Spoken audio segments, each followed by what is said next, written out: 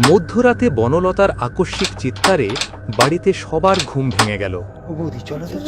জমিদার আদিত্য নারায়ণ ও তার স্ত্রী বিনোদিনী দেবী সাথে বাড়ির আরও লোকজন ঘর থেকে বেরিয়ে বনলতার ঘরের দিকে এগিয়ে গেলেন।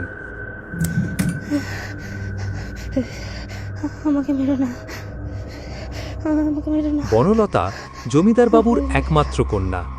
বনলতা শান্ত প্রকৃতির, কোনোদিনও জোরে কথাও বলে না কারোর সঙ্গে। তার এমন কি হলো যে রাত্রিবেলা এরকম চিৎকার জুড়ে দিল? বনলতার ঘরে প্রবেশ করে সবাই দেখল যে সে পালঙ্কের ওপর বসে থরথর করে কাঁপছে।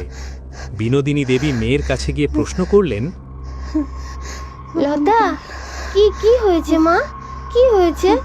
শরীর ঠিক আছে তো মা? মা, ও মা, মা শোনো, আমি না ঘরে একজনকে দেখেছি মা। এই কথা শুনে জমিদার মশাই ক্রুদ্ধ হয়ে প্রহরীকে ডাকলেন। প্রহরী, প্রহরী, প্রহরী! আজ্ঞে হুজুর, কোথায় থাকো তুমি? রাত্রেবেলা আমার মেয়ের ঘরে কে ঢুকলো? তুমি থাকতে? না হুজুর, আমি তো সারাক্ষণ সজাগ থেকে সম্পূর্ণ দোতলায় পাহারা দিচ্ছি, কেউ এদিকে আসেনি হুজুর। তাহলে কি আমার মেয়ে মিথ্যা কথা বলছে? হুঙ্কার দিয়ে প্রশ্ন করলেন জমিদার মশাই। প্রহরী মাথা নিচু করে দাঁড়িয়ে রইল। বনলতা কম্পিত স্বরে বলল, আমি যাকে দেখেছি সে কোনো মানুষ ছিল না, সে কোনো মানুষ হতেই পারে না। ঘরের মধ্যেই সবাই চুপ করে রইল। কারোর মুখ থেকে কোনো কথা সরছে না। জমিদার মশাই ও বিনোদিনী দেবী হাঁ করে তাকিয়েছিলেন মেয়ের দিকে। বনলতা ভয়ে ভয়ে বলে চলল, আমি ঘুমাচ্ছিলাম, হঠাৎ আমার মনে হলো কেউ যেন আমার নাম ধরে ডাকছে।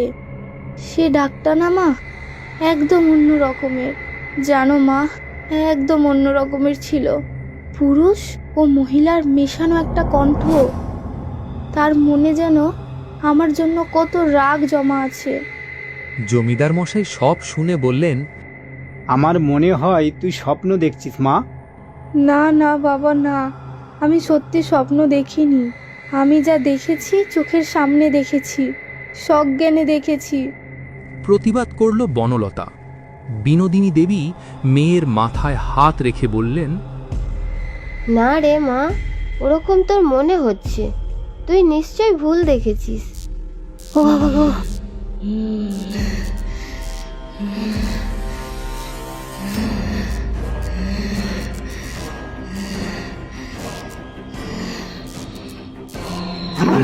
বিশ্বাস করছি না, যাবে, যাবে, আমি আছি, আমি। তারপর ধীরে ধীরে বনলতার শরীরটা ধনুকের মতো বেঁকে গেল। এবারে একটা হুলস্থুল বেঁধে গেল। ভয়ে বাড়ির কাজের লোকেরা এই দৃশ্য দেখে চিৎকার করে যে যেদিকে বাড়ল দৌড় লাগাল। জমিদার মশাই ও বিনোদিনী দেবী পাথরের মতো স্থির হয়ে দাঁড়িয়ে রইলেন কেবল। তারপর ধীরে ধীরে গোয়ানি আওয়াজ করতে করতে বনলতা জ্ঞান হারাল। ঘরের মধ্যে হঠাৎ যেন এক অস্বস্তিকর স্তব্ধতা নেমে এলো।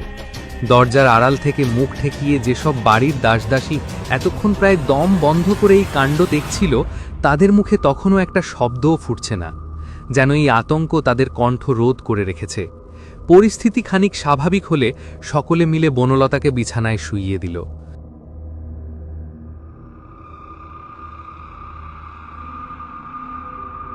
আমাদের মেয়েটার কি হয়ে গেল গো? কার এমন কুনজর পড়লো? কিছু একটা করো না গো। আমি যে ওকে আর এমন দেখতে পাচ্ছি না।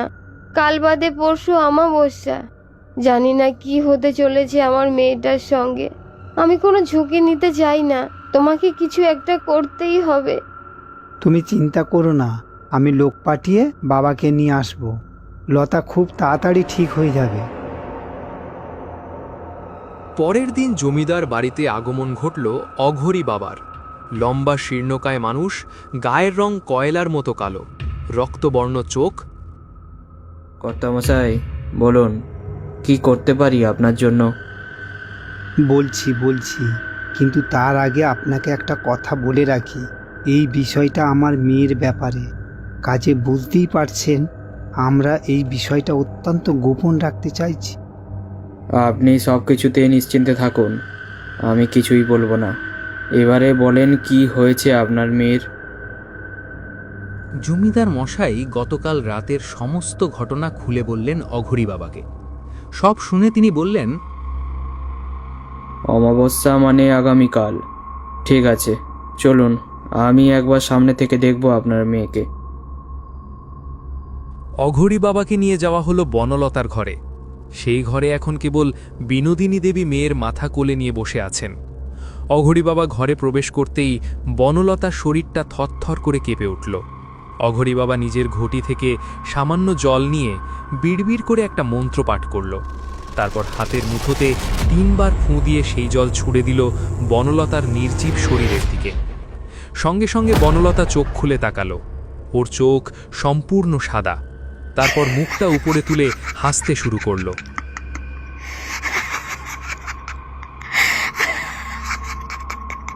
অঘরী বাবা বনলতার মাথায় হাত দিয়ে নিজের চোখ বন্ধ করল।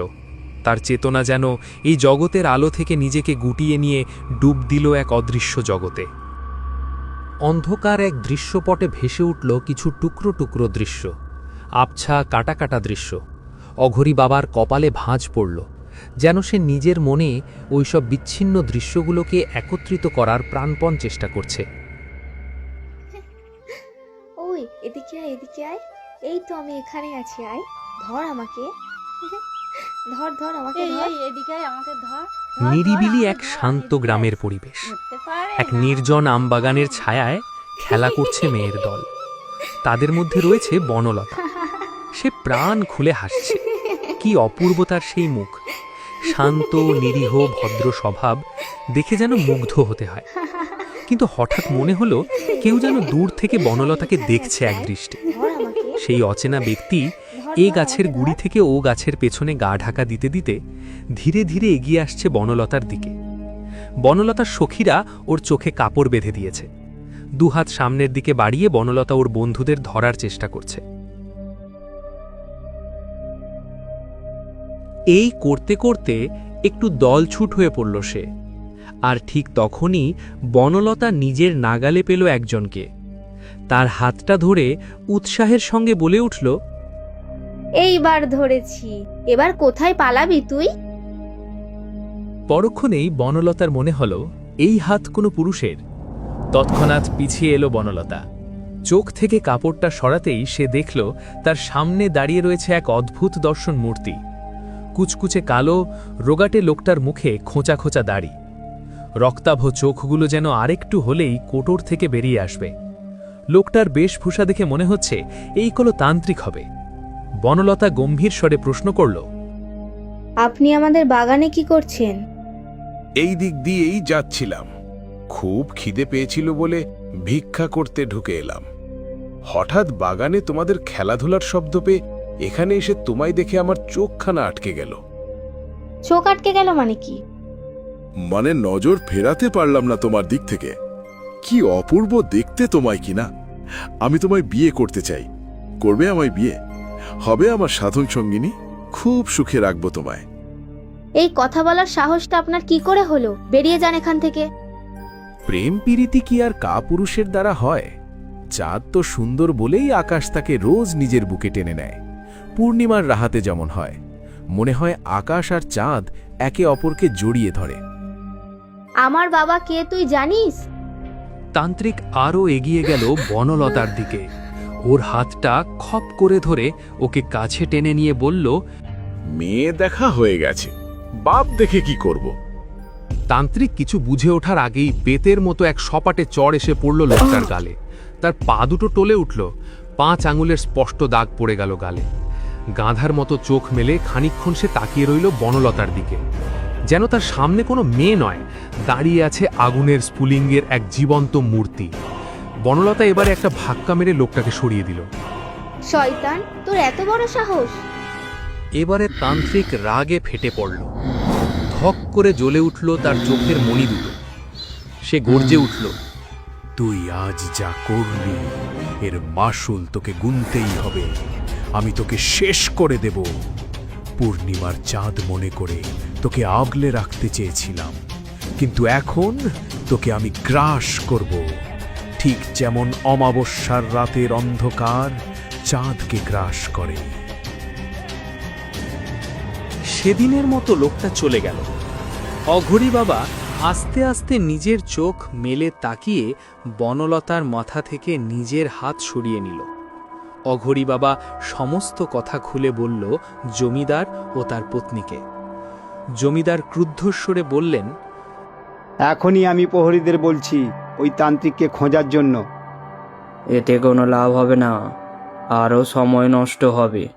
তাছাড়া ওই ভণ্ড তান্ত্রিককে পেলেও আর কোনো লাভ হবে না, কারণ ও নিজে চাইলেও এখন আপনার মেয়েকে বাঁচাতে পারবে না। রাগে ক্ষোভে অপমানে ও আপনার মেয়েকে বান মেরেছে। হ্যাঁ, অমাবস্যার আগেই এই বান নিষ্ক্রিয় না করলে আপনার মেয়েকে আর বাঁচানো যাবে না। তাহলে সেটাই করুন দয়া করে, যত টাকা লাগে আমি দেব। বললেই তো এই কাজ করা যায় না গিন্নিমা। অন্যের বান নিষ্ক্রিয় করলে বিপদ যে আমার ঘাড়েও আসতে পারে। তাছাড়া এ কাজ কেবল শ্মশানে বসেই করতে হবে।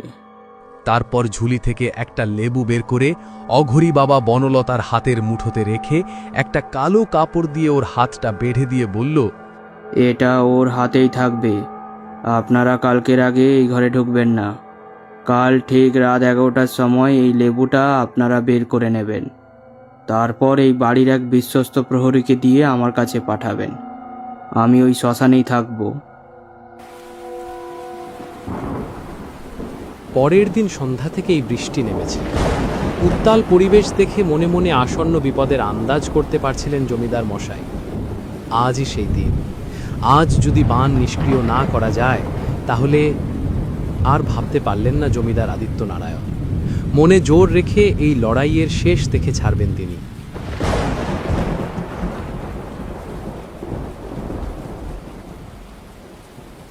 ঠিক রাত 11টার সময় জমিদার মশাই ও বিনোদিনী দেবী বনলতার প্রিয় সখী পদ্মাকে অঘরী বাবার কাছে লেবুখানে পৌঁছে দেওয়ার জন্য ঠিক মনে করল।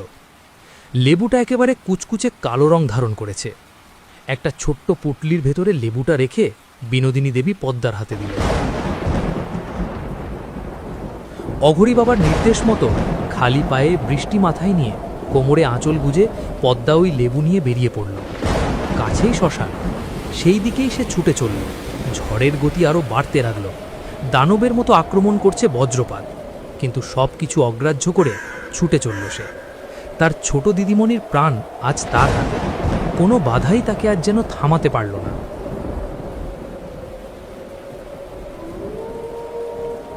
শ্মশান পৌঁছে পদ্মা দেখল বটতলাতে তার জন্য অপেক্ষা করছে তান্ত্রিক। কিন্তু এ কি, পদ্মার তো যাওয়ার কথা ছিল অঘরী বাবার কাছে। তাহলে পদ্মা বলল, এই নাও, তোমার কথা মতো সব করেছি। এবার তাড়াতাড়ি ওকে শেষ করো, যাতে ওর ভাগের সব সম্পত্তি আমি পাই। হাতে লেবুটা তুলে নিয়ে রহস্যজনক কণ্ঠে বলল, খুব দুঃসাহস তোদের ওই জমিদারের মেয়ের, নইলে আমার গালে চড় বসায়। ভাগ্যিস সেদিন সুযোগ বুঝে ওর মাথা থেকে একটা চুল ছিঁড়ে নিয়েছিলাম, না হলে বান মারার মতো কোনো অস্ত্রই আমার কাছে থাকতো না। ভূষণ ওঝা এবারে পদ্মার দিকে তাকিয়ে বলল, তুই এখন পালা, তোর প্রাপ্য তুই ঠিক সময় পেয়ে যাবি। পদ্মা চলে গেল। ভূষণ ওঝা লেবুটা হাতের মুঠোয় নিয়ে এবারে চেপে ধরে বলল, মেয়ে মানুষের বেশি তেজ আমার কোনোদিনও সহ্য হয় না। আমায় অপমান করার ফল ভোগ করে এবার। ভূষণ ওঝা লেবুটা হাতের মুঠোয় ভীষণভাবে চেপে ধরল। লেবু থেকে গল গল করে বেরিয়ে এলো কালো তরল পদার্থ। অন্যদিকে বনলতার মুখ থেকেও বেরিয়ে এলো রক্ত। ওর শরীরের হাড়গোড়গুলো মটমট শব্দ করে ঘুরে যেতে লাগল।